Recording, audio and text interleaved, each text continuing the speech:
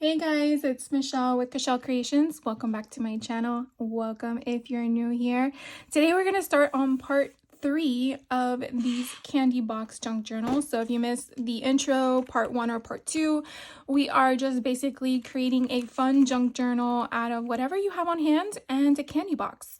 So these are for the Valentine's season, and I actually was at Walmart recently and I found these. They were $1.24. So these are actually slightly bigger than the Sour Patches, but the width is a little bit bigger too. So the I guess length is shorter, but the height is taller, and then the width is wider. So just something to think about if you have a Walmart nearby. I found this in the candy aisle. For some reason, I didn't find them before, but you know, sometimes you have to go back multiple times to find something. So in the last video of the candy box journal, we went through the first signature and chose all of the ribbon that I wanted to adhere on the pages. And then I did basically the same kind of concept on the second signature off camera. Actually, this is the first one. This is the second one. The only thing I did differently was the vellum sheet for the second signature didn't have a flap. So I was able to put the ribbon on both pages, but this one didn't have a lot of blue in it, so I went with this coralish pink color. So that's where I kind of changed that up in comparison to the first one. I went ahead, and what I like to do when choosing the thread to sew my ribbon, I like playing on colors. I don't think you should match every single one because I think that would just take too long, in my opinion. If you like white and that's all you want to do, go for it. But I like to change it up, and I recently got as a gift, and this was on Amazon. If you want a link, let me know. There's like 3 other bundles, but actually here are all the colors. Here are all the colors. And so you get the spool to put on the top and already pre-round thread on a bobbin. So all I have to do is just basically hook them up. And so far I love this. It's very thin, so it's not a thick thread. So if you want something thick, this is not for you. But as you can see how thin it is, like you can hardly tell that I did it. Even if you were to get a purple, here on the paper you can kind of see, and with the paper one that we did the tearing with the chalk option, I'm like, oh, let's see if I can follow the line, because I thought that would be kind of fun. So when you flip it over, I mean, you can barely see it. So again, if this is something you're interested in, let me know. I will definitely share the link with you. And then what we're going to do today is, as I just showed you, I completed the second signature. We're going to work on the inside of the candy box. So what I pretty much did was, let me put this all off to the side. We kind of disassembled this in I think the first video, and we just left it off to the side. I did indicate that I have one of these brad hooks from Tim Holtz Ideology line. I'm sure there's plenty more out there, but this one's pretty small that it actually fits perfectly over the O in Sour Patch Kids, and I thought that was perfect. So what we're gonna do is we're basically just gonna put a hole in there. Definitely want to be careful you don't nick yourself, which I always end up doing anyways. And if you want to protect your surface, it's probably best to use, you know, something of the sort. I don't have a mat down, and I probably should, but I keep forgetting every time I go to do these videos. So what I want to do is I kind of want to just go straight in the middle, you know, just guess. And this one I'm going to push the prongs together because I want them to go in the hole, and I'm going to do that by just going like that, pushing it through, and then as you can see, it kind of covers the O. Now the one thing you want to be careful with is the way your hook is coming out. So this is the way our spine is going to sit. And so I want the hook to really be facing this way. The reason why I say that's important is because if you have it twisted this way, it's going to be off to the side. And that's fine, but then on the inside, your prongs are going, what is it called? Horizontal instead of vertical. And then that might have a problem depending on how wide your spine is with the fold of the front and back cover. So I want to make sure that it is this way, where the knob is at the bottom, like a door knocker. Okay, and then I flip it over, and now my prongs are gonna go in opposite directions. So I'm gonna put my thumb here to hold it in place and just carefully open it and lock it in. Now, it's your call how you want to do this. I didn't do anything more than just this. You want to put a piece of tape over it, whatever works for you, go for it. It was fine for me. So now the next thing I'm going to do is just kind of go through whatever paper collection you're using and figure out where you want your papers to lay. I am just covering the inside because I want to give it, number one, a little bit more strength by layering another paper on top, and number two, make it pretty. So that's really the objective to that. I mean, it is a thin chipboard in regards to just the card box itself, the candy box itself. So I came across these two pages and I thought it would be kind of cute to put this off to the side as I kind of did this one, which I really liked how I did this. It was mainly because I was short on paper. So I took this sheet, which was a 6x6 whole, and I just sliced it in half, and then I put this portion in the middle. Now, when I did this back in October for the Halloween one, I pretty much did each section piece by piece because of the fold.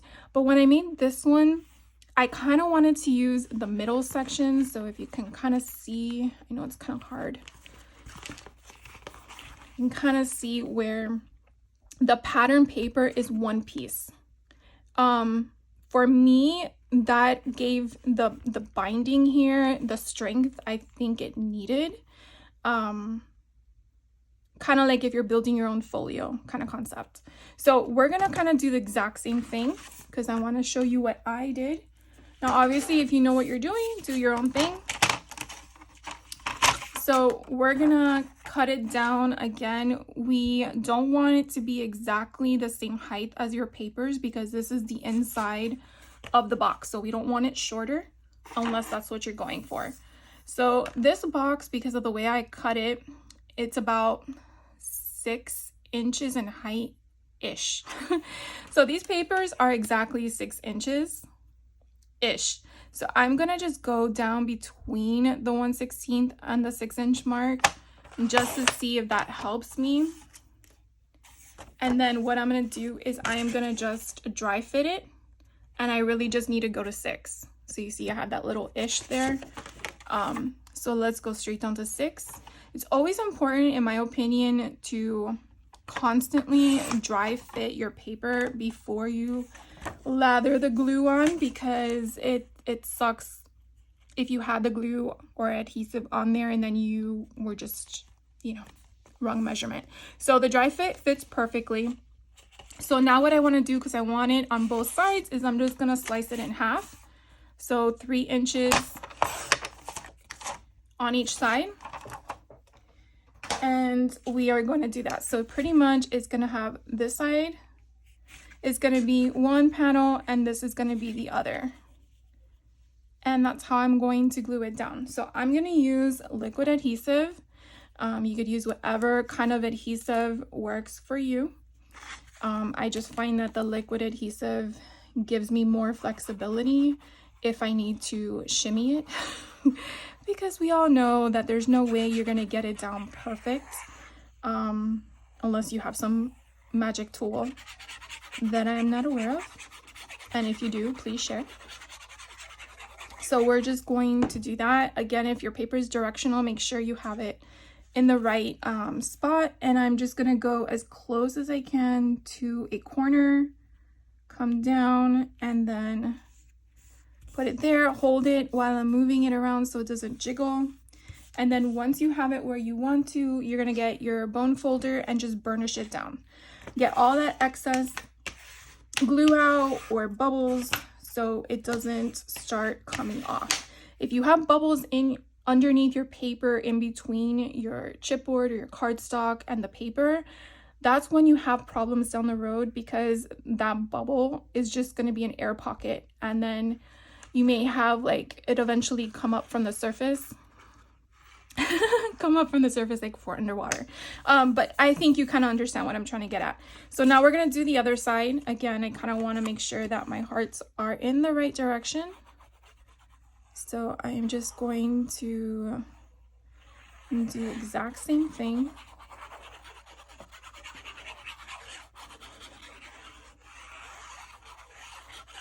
Again, I just want to make sure it's all getting, because this is going to be the most used area, is the creasing and all that stuff. So I'm going to do the same thing. I'm going to go to a corner and kind of line it up, and then, you know, depending on the placement of how you had your paper, just make sure it's where you want it, and then burnish it down. And I feel like this moved on me. Oh wow. You see I went down just a sliver. All right, so now we have left is the middle. So we know that the measurement of the height is exactly 6 inches. We just got to figure out the guts. So this is what I kind of do, or at least what I did with the last one, is this one is an exact measurement, which is perfect. It's exactly 2 1/4. I have enough paper if I were to make a mistake that I can cut again, but if you don't, I would suggest to cut it a little bit more than your actual measurement just to dry fit it to get it where you need to go. But if you don't really care and you're just gonna wing it, then do that as well. So we're gonna cut this down to exactly 6 inches. And then we said it was 2 1/4. And then I'm going to dry fit it. So remember, you do have a crease, and remember you do have that mechanism there. And you kind of see it's like it's not fitting in that spot. It's a little bit above this paper. I don't want that. So I'm going to shave like a micro thing off to the edge, and I'm just going to go very slowly. I mean, it was like that small. And I'm going to do it again. So again, I'm going to go up to the edge. And now you can see when I lay it flat, it fits perfectly like a glove. So I hope you guys can see that. So you see the edges. That's what you want. It's going to help you not create a little bulk there. Now, if for some reason you did cut it shorter than expected, guess what? An easy fix would be get ribbon or rickrack and then just put it in your seam. And then you're just adding more embellishment and decoration to your page. So that will kind of help fix that problem. So we're gonna go here and glue this down. Now, I did say I didn't use anything on the other one, but I'm gonna do it on this one. I'm gonna put additional adhesive here, but using my double-sided adhesive. And we're gonna just give it some more support. Okay, so you are gonna have that big bulky thing there. Now the reason why I'm doing it this way around instead of doing it at the very end is because I want it to be hidden. I knew there was a reason. I had to explain myself.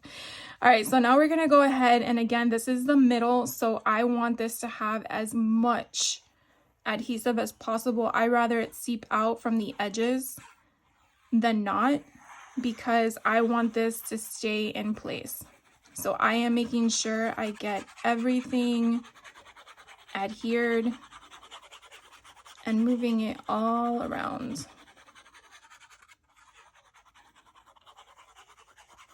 So it is as juiced up as possible.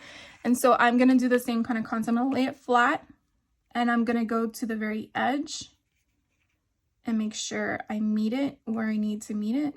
There we go. And remember, you're going to have that bulk there. And I am going to come down and make sure again that it is lined up where I want it to be. And again, I'm getting all of that in. And then you're going to massage it around that little buckle.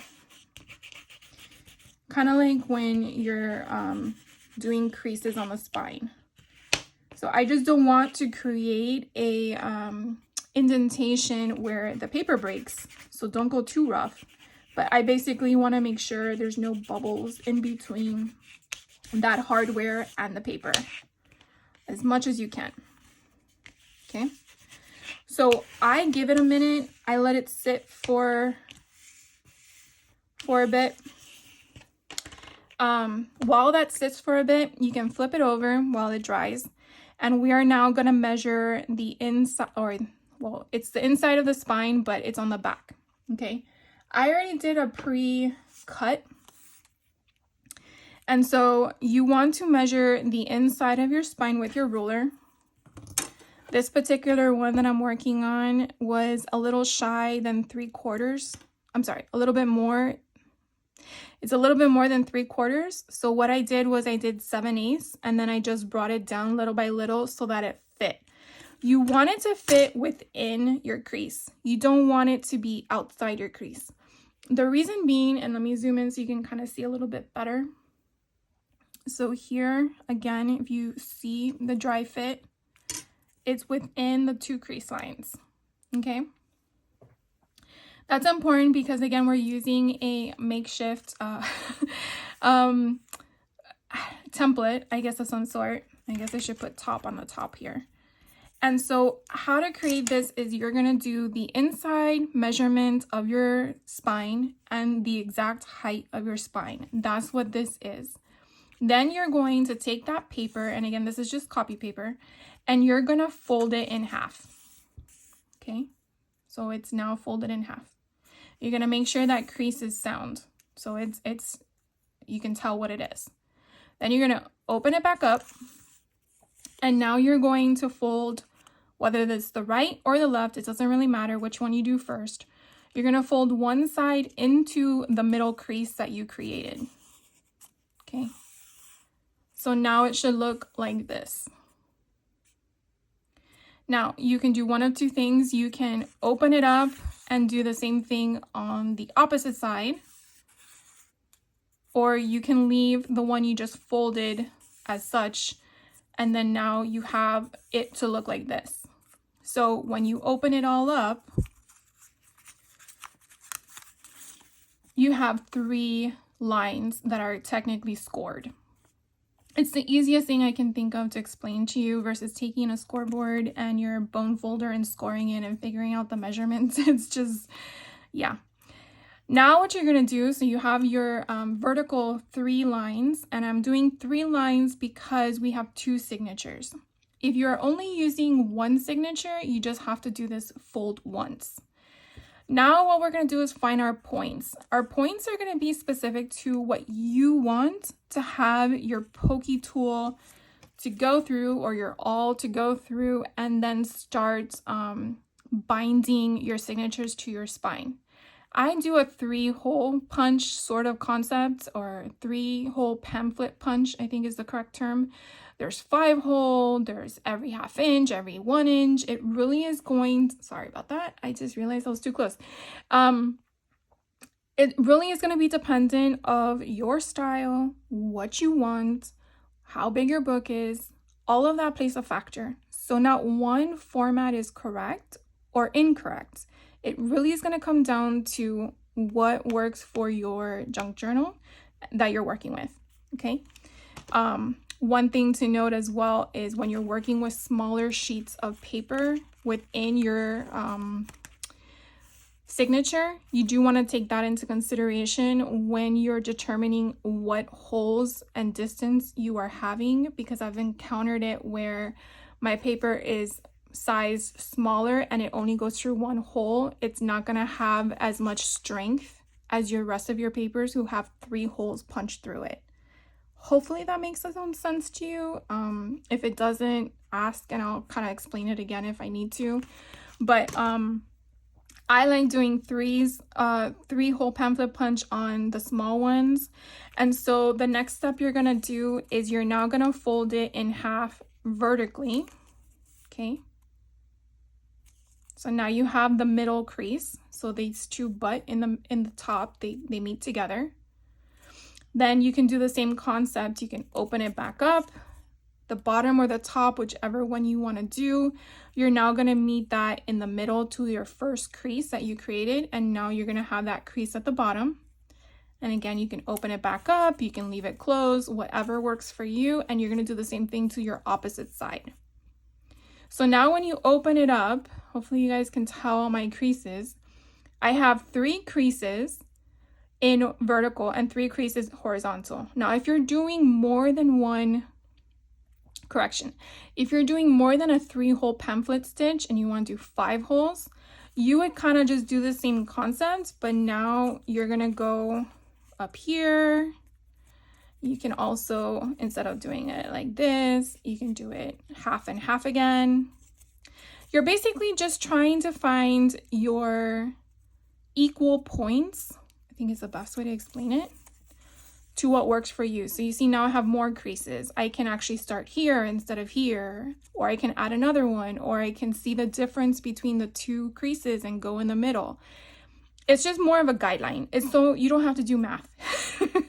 Let's just put it that way. Simple, quick and easy. So that's again what you want to do. I strongly urge you that you don't do anything close to the edge of your book, meaning the top or the bottom, because that kind of gives a break in your pages that could possibly create problems down the road. So I would definitely come at least an inch down and then start your points from there. So now which crease points are you gonna use? What you want to do is you want to go in, depending on how wide your spine is, to the first crease on each side, then whatever first crease each side vertically to meet horizontally. Okay, so it's kind of like a grid. So let's just use a pencil. So my first line on my left, I'm not using the one I did up here. I want to do the one down here. I'm gonna put my pencil mark, putting a little circle. Then I'm gonna go straight across and I'm gonna do the same thing on the right hand side. My first marker in, that's my dot. So if I look at just these 2 points alone, my signature 1 is gonna be on my left, my signature 2 is gonna be on my right, and in between those 2 is enough space for them to sit to be comfortable. So they each have enough space on each side. Let's assume this is a 1/4 inch, now another 1/4 inch, and now we have the exact middle. A 1/4 inch on the right from a 1/4 inch on the left, we have an exact middle. That's essentially what you want. Okay, hopefully that makes sense. So then I'm going to do the same thing. This is the middle of the book, and then this is the point I want at the bottom. So again, if you have any questions on that, please don't hesitate to ask me. I will try to do the best that I can to explain it in a response, and if you need me to do it in a different way on a separate video, I'm fine doing that too. Okay, so now we have our points, so that we're going to put to the side, and let's close my glue before it completely dries out. Now we're going to turn it over, and again, this is probably dry by now. I'm going to take my bone folder and I'm going to figure out where my crease is, and I'm going to carefully kind of like cradle it in a way where it's going to bend. So I'm just carefully manipulating the paper to where I want it to be. So once I have a crease, I'm going to use my bone folder on the side and kind of like get it to crease, so to speak. And I definitely want to make sure I don't change the distance between my spine. So again, I'm going very slowly, taking my time, not a rush. I just want to manipulate it. And as you can see, I want to make sure that my paper is not buckling or bubbling or whatever it's gonna do. Okay, So I'm just gonna, again, make it do what I want it to do. And I'm gonna do the same thing on the other side. So again, I'm just gonna kind of manipulate it and get that fold to kind of work with me. Now remember, this is a candy box. So you see all these things, those are not breaking of the material. It's just because that's the perforation on the cardboard of a candy box. So that's why I feel like doing something like this with the crease, let me turn it upside down, with the crease here is helping secure the spine and making it now my junk journal. All right, so now we have a more of a sound box. Okay, so now what we're gonna do is we are going to put our signatures in. So before we do that, we're gonna go here at the top. Okay, so one more thing I probably should have mentioned. Remember, we have this prongy thing here. So this is where we want to make sure that the prongy thing is not going to impede on my points, which is something you want to take into consideration. If it does beforehand, we should have cut this shorter, but it didn't on the other ones. I'm pretty confident it's not going to be on this one, mainly because it's lower, and I think it's like right here is where it ends. So what we're going to do is you want to have binder clips, paper clips, anything that's going to help you. And I'm just going to take them off of these because I want to make sure that they're not going to move on me. Okay, so I have the word top at the top of here. The reason why I do that is because sometimes your measurements can be off, and I want to make sure that the holes I am punching through my cover is going to be the same placement of my holes in my book. Okay, so I am going to make sure that this is as correct as possible. So again, I'm looking at my top and bottom, I'm looking at my width, and I'm going to then grab one of these without keep moving it, because I keep moving it. Okay, grab one of these and I'm gonna secure it. And then come all the way down. Again, make sure it's placed where I want it and secure it. Now, before you do anything, you could also fold it like the book and make sure that your template is where you want it to be. This is the time where you can manipulate your template, move it around before you put holes in your book. Okay, so that's pretty much what it looks like right now. Now you're gonna get your awl or whatever pokey tool you're using. I'm using the one from this We Are Makers kit, but you can buy awls on their own. You don't have to buy it in a kit. And I'm basically just gonna go straight down and poke my holes. Okay, so I'm just gonna, since this book is not thick, it's not gonna take that much. Actually, let me put this underneath, it'll be easier. So I'm just gonna go straight down. And actually, I've noticed that depending on your needle, it sometimes helps to go all the way through because this point is not as thick of a width as the other one. So make sure that this stays in place. And then you're gonna just do all your holes. And again, just go all the way through. Whoops. That was way too far. And then just go straight down. Now, the reason why I'm not holding it upright and then poking is because I don't want to bend my cover. I just want to lay it flat and go down and then raise it and then again go through. I just find it to be a little bit more of a control over how it's going to affect you, and then you're not going to poke yourself. All right, so now we have the album cover hold. So there you can kind of see how it is looking. You can tell that that's where the pokey tool is, and then we have all our holes. They should hopefully be in line and up and down. And now we're gonna move forward. So the next thing is that we are going to need to figure out which one goes in the first signature and which one goes in the second signature, along with the directional path of anything that you have in writing. I think it was this one was the first one. Yeah, this is the first one. Does it matter which order you put your signatures in first? No. It all depends on what you and how you want to do it. Some people start in the last signature and work their way up. I go back and forth. It doesn't really matter to me. I usually do the first one first. So the next things you're going to need is a needle or some form of object to, I mean, they need to be a needle, but some of them have a point, some of them don't.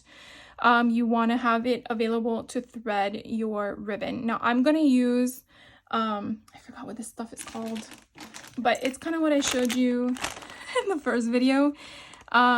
They're just like cotton embroidery floss.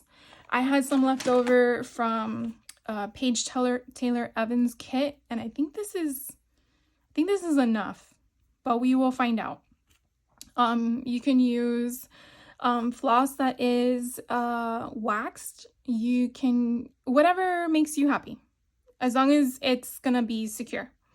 This one is the one that I have to get another doily for. So let's grab that real quick, because I think the one I was using kept creasing in weird positions. So we're just gonna fold this in half and go from there. So what you want to do is you want to have all of your clips available, so that way you can clip them once you figure out your placement. And this, I feel, is the most important process in everything. Is number one, make sure that it is placed the way you want it, along with the width of how you want it. And what I mean by that is, like, this is the first page, and that's going to dictate our height. The next one, you can kind of tell it can go up or down, it can go in the middle, wherever we want that. And we already forgot this one.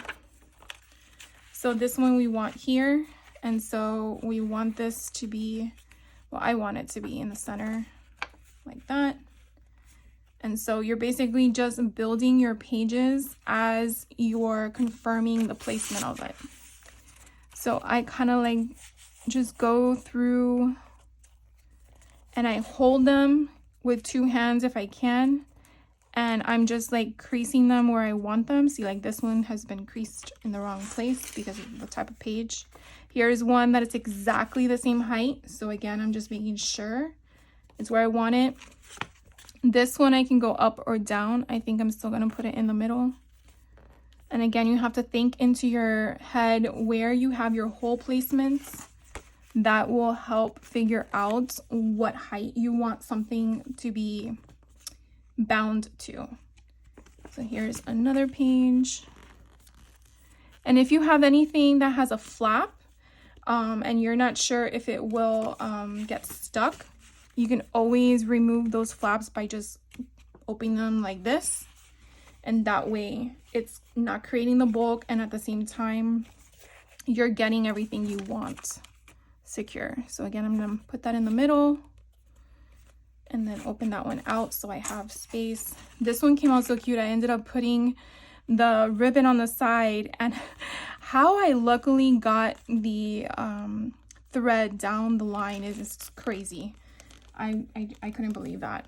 And then our final page is this one here, and again, just I'm gonna open up the flap so there's no problems. So now I have all of the pages in the position I want.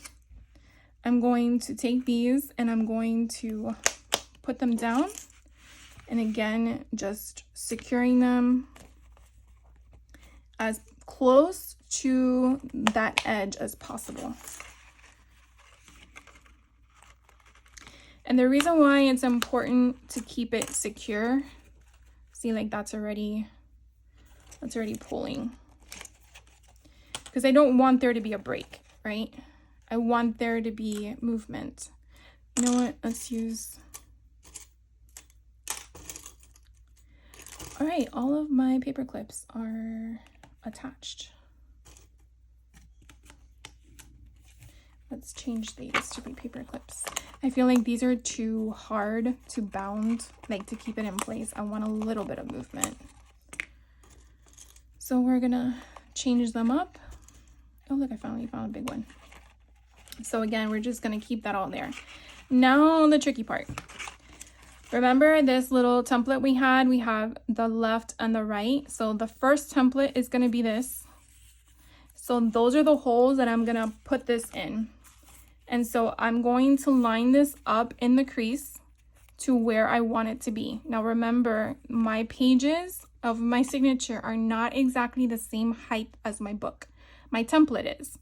So you wanna find a middle, and I hope you can kind of see a little bit of an overhang, because if you go too high up or too low down, then that means that your signature is going to be sitting that way in your book. So you kind of want to give it some tiny bit of room. And so right there is where I want it. So I am going to grab another paper clip. See how prepared I am. And I'm going to make sure it stays there. Now, again, I'm using copy paper. Probably not the best thing to use when poking holes, but we're gonna make it work. And again, I wanna make sure that it's giving me that gap.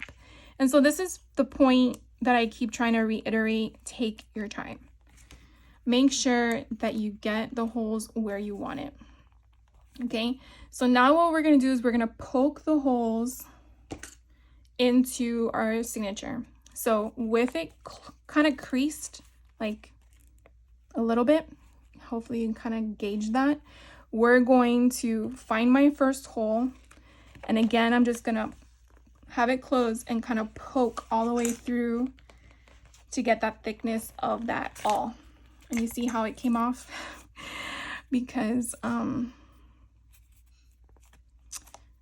because it's small. And that's okay. That's why I had my hand there kind of cramped up a little bit. Now I'm going to do the same one. I'm going to find my hole there and I'm going to kind of close it a little bit. And this kind of helps finding that crease, because you don't want the hole to go through this side. You want it to kind of go through the crease that's there. We're going to find my third hole and do the same thing. Close it slightly and again push through it. All right, so I'm gonna leave these paper clips on because I don't want them to move. I'm just taking the ones that were attaching my top and my bottom. Okay, so now we have those signatures hold.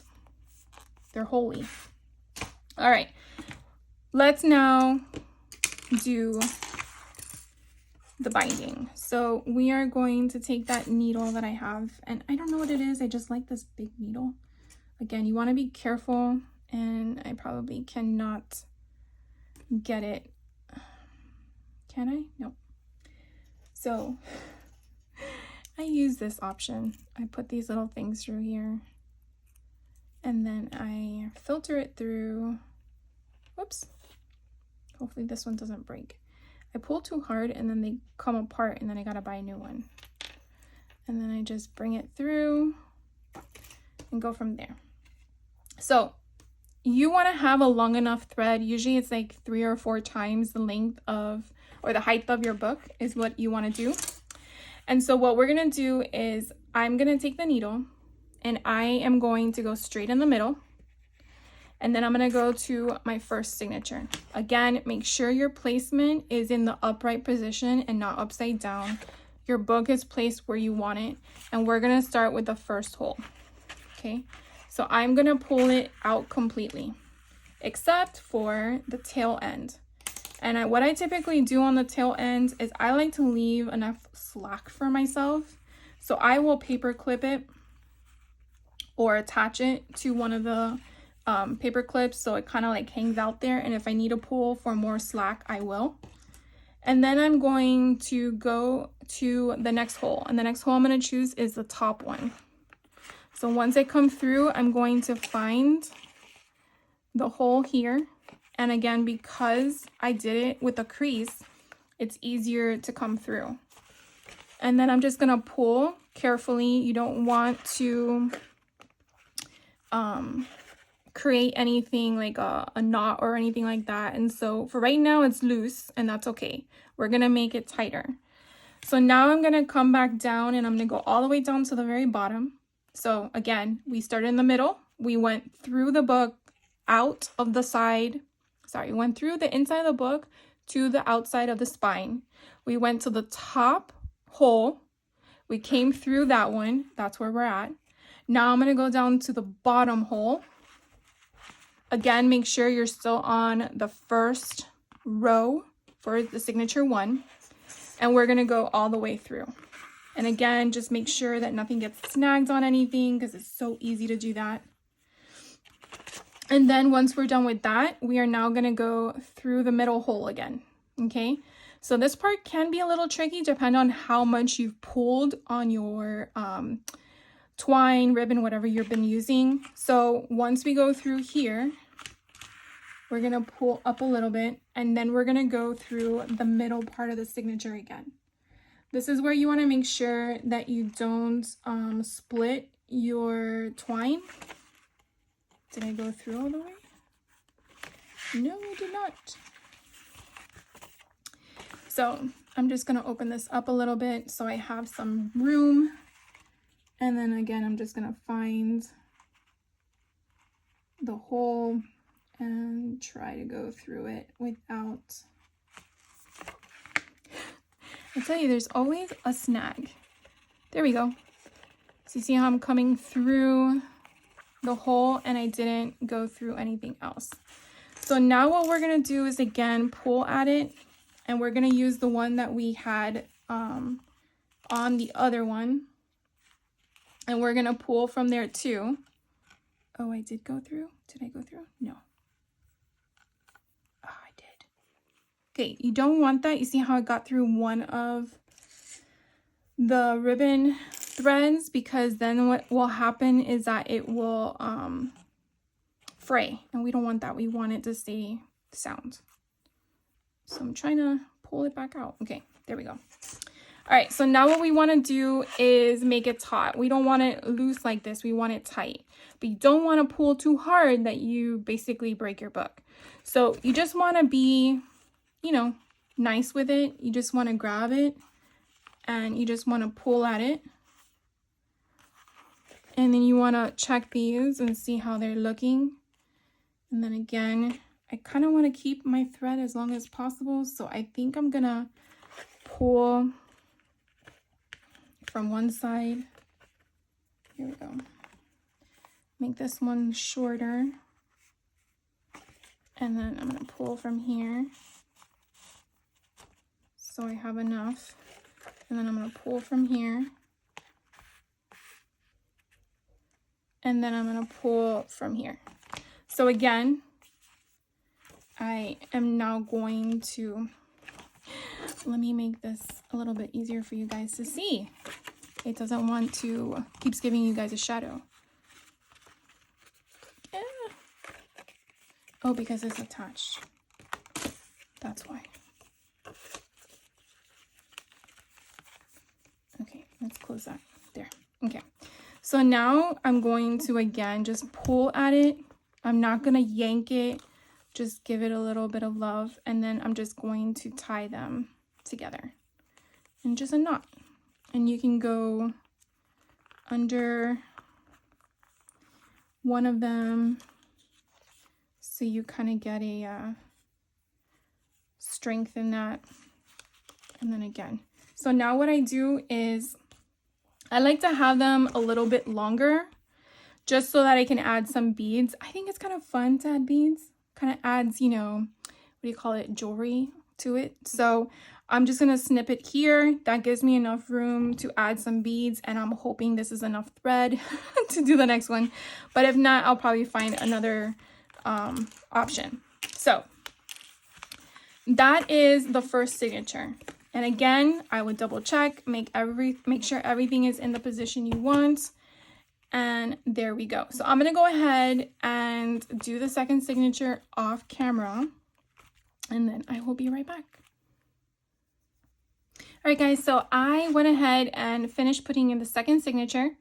And this is pretty much what the book looks like. Now, I was putting in the second signature and realized I was putting it upside down. Thankfully, I caught it. But now you can kind of see how the book is going to look. You see I have that gap in between there. I have that nice separation in between the two. And then the same even gap on the right edge.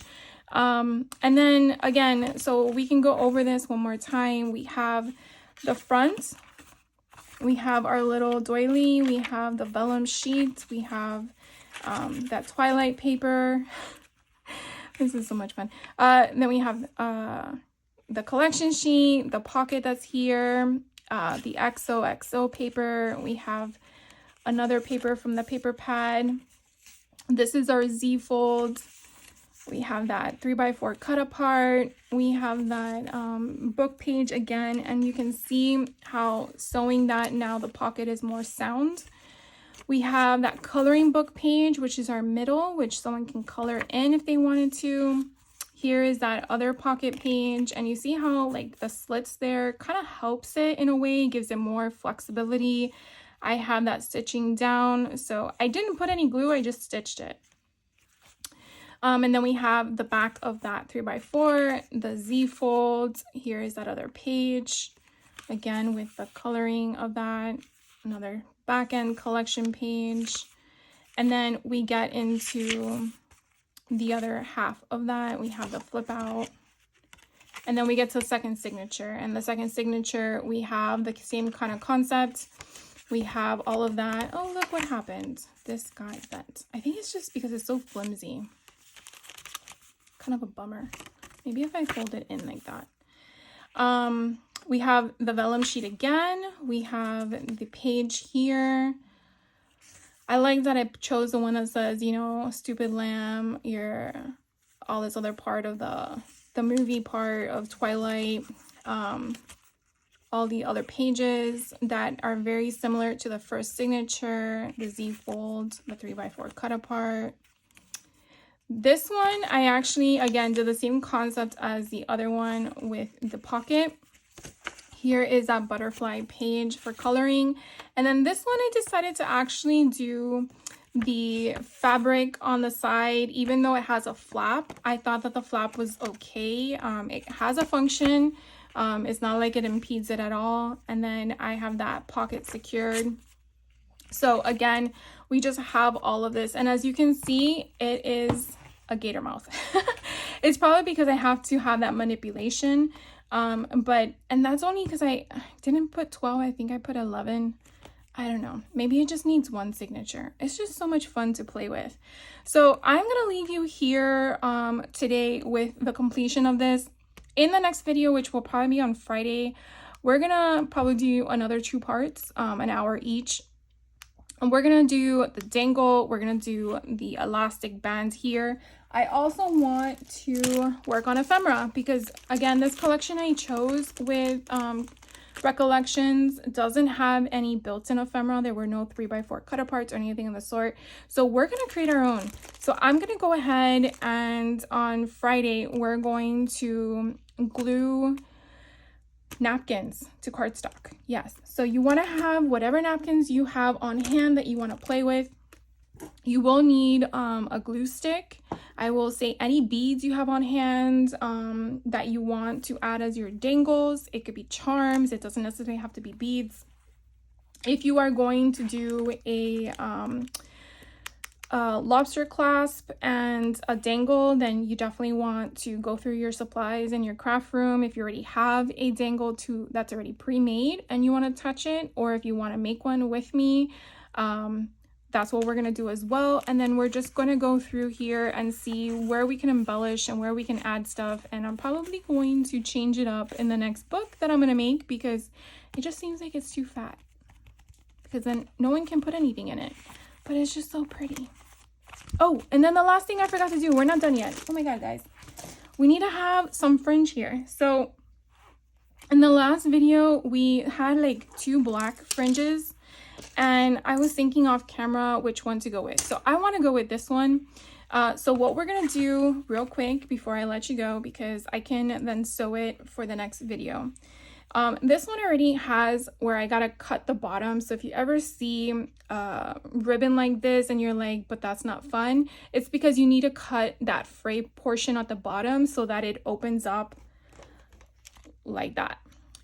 So that's what that means. So what we're gonna do real quick is I'm gonna put it on the inside so I can sew that. I probably should have sewed it before we put the signatures in, but I was not thinking. So I'm going to cut that piece off at the edge, and then I'm going to snip this right there. It's probably longer than I needed, but that's okay. Let's see if I can grab this off, or if I'm going to have to cut each piece. There has to be a trick to this. There we go. So you see, just pull it once you get the thing, and now it's the pretty stuff. All right, so what I'm going to do is I am going to glue it here on the edge, and then I will sew it off camera for Friday, and then Friday we can just dive in straight into the ephemera stuff. So again, I'm just gonna push it down and get the glue into that. I'm gonna just pick it up slightly, because I want to make sure that, I can't believe I forgot to do this before. I typically did this last time before I put in the signatures. So if you're just watching me and taking notes, make a note. If you're gonna put any ribbon on your, I'm trying to get it so it's like perfect. There we go. So now I'm gonna push it down.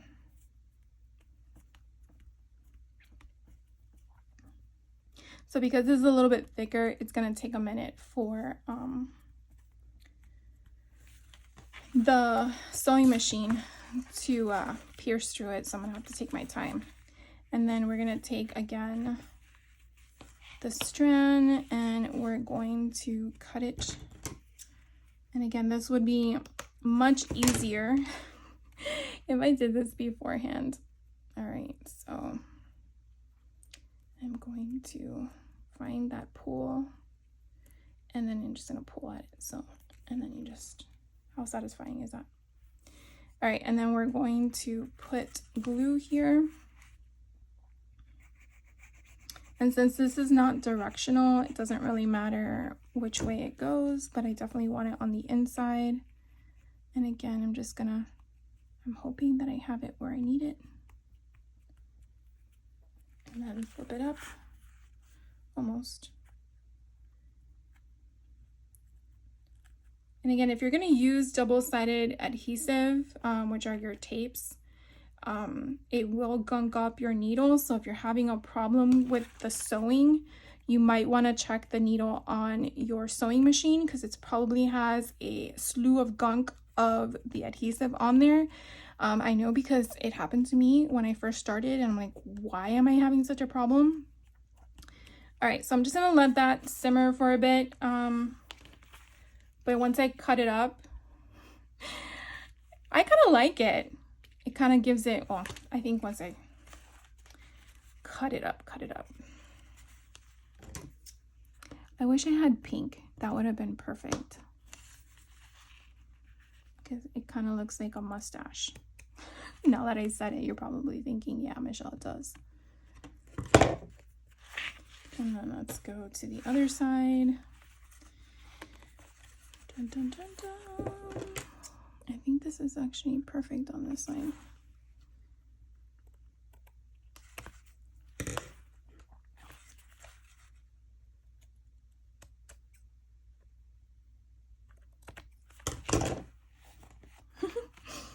All right, so that's where I'm gonna leave you today now. Now I'm gonna leave you. All right, so thank you so much for hanging out with me today. I hope the videos kind of helped, I don't know, spark some inspiration, some creative ideas. I don't know, I'm not feeling it now. Ugh. Maybe it'll grow on me. If anything, I'll take it off. I don't know. I just felt like it kind of like helps with the black that's in here.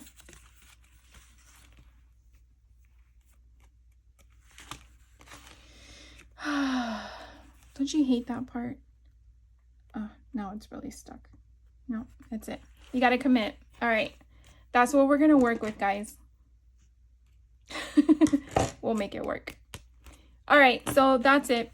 I will be back on Friday. So hope you guys have a great rest of your week, and I will see you then. Take care. Bye.